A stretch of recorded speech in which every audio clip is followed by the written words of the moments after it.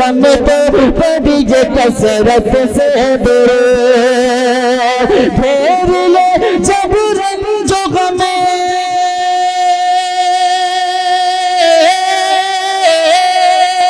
फेर ले जब रंजो गम तो पड़ी कसरत से दूर।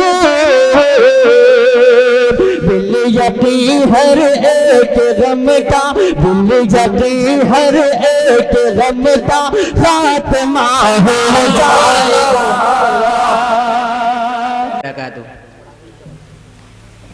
आगे बढ़ जाओ।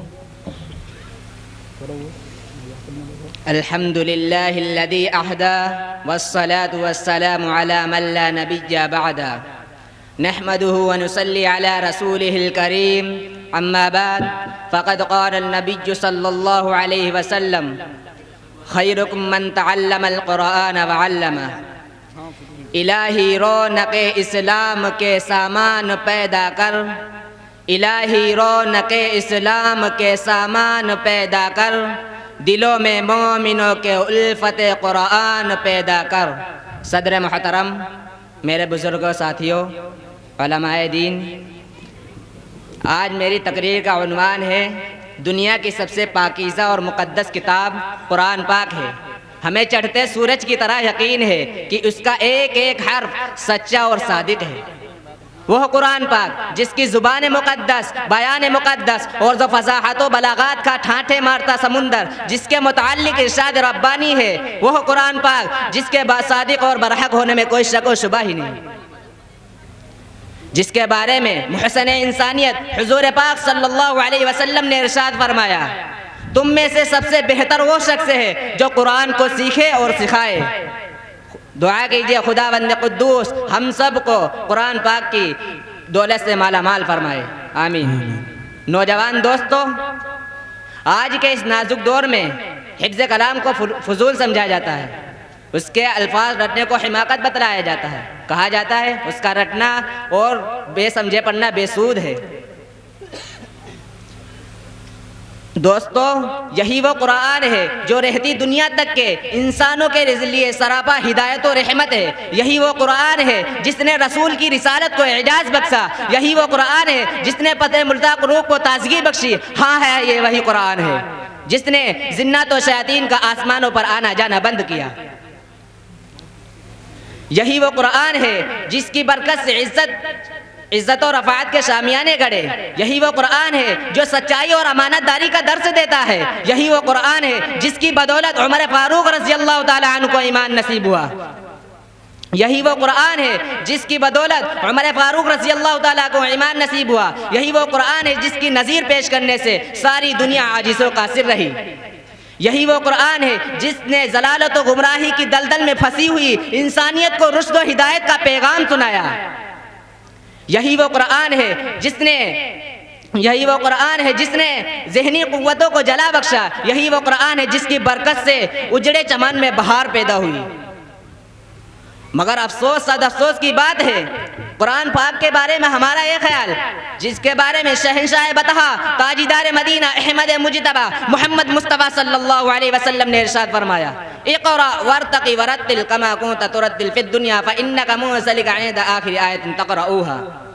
क़यामत के दिन हाफ़िज़ कुरान से कहा जाएगा, कुरान पढ़ता जा और जन्नत के दर्जों पर चढ़ता जा, ठहर ठहर कर पढ़ जैसा कि तू दुनिया में ठहर ठहर कर पढ़ा करता था। बस तेरा वो मकाम और ठिकाना वही होगा जहाँ पर आखिरी आयत पर पहुँचे। याद रखो, ये कुरान दुनिया की सबसे बड़ी नेमत है। ये ज़मीन, ये आसमान, ये चाँद, ये सूरज, ये सितारे, ये दरख्त, ये दरख्त, ये पहाड़, ये दरिया, कोई इस नेमत का मुकाबला ही नहीं कर सकते। ये कुरान रब्बे कायनात का मुक़द्दस और अजीम कलाम है। क्यों ना की हो, क्योंकि जबकि इसका उतारने वाला अमीन, जिसके जरिए उतारा गया वो भी अमीन, जिस जात पर नाजिल हुआ वो भी अमीन, जिस मकाम पर नाजिल हुआ वो भी अमीन, जिस महीने में नाजिल हुआ वो तमाम महीनों से अफजल, और जिस रात में नाजिल हुआ वो 1000 रातों से बेहतर। अल्लाह का ये मुक़द्दस और पाकीज़ा कलाम तमाम कलामों से अफजल है। हदीस पाक में आता है, फ़ज़्लु कलामिल्लाहि अला साइरिल कलाम कफ़ज़लिल्लाहि अला ख़ल्क़िही। अल्लाह के कलाम को सब कलामों पर ऐसी ही फजीलत है कि जैसी खुद हक ताला शानहू को तमाम मखलूक पर। अल्लाह का दुलारा और खुदा का प्यारा नबी इरशाद फरमाता है, जिसने कुरान पढ़ा, उस पर अमल किया, कल क़यामत के दिन उसके वालिदैन को सूरज से भी ज़्यादा रोशन ताज पहनाया जाएगा। गौर करने का मकाम है कि वालिदैन को इस गरह कद्र इनाम से नवाजा जाएगा, तो पढ़ने वाले का मकाम और मर्तबा का क्या आलम होगा। हजरात, क़यामत का मैदान होगा, ऐसे 10 आदमी जिनके लिए जहन्नुम वाजिब हो चुकी होगी।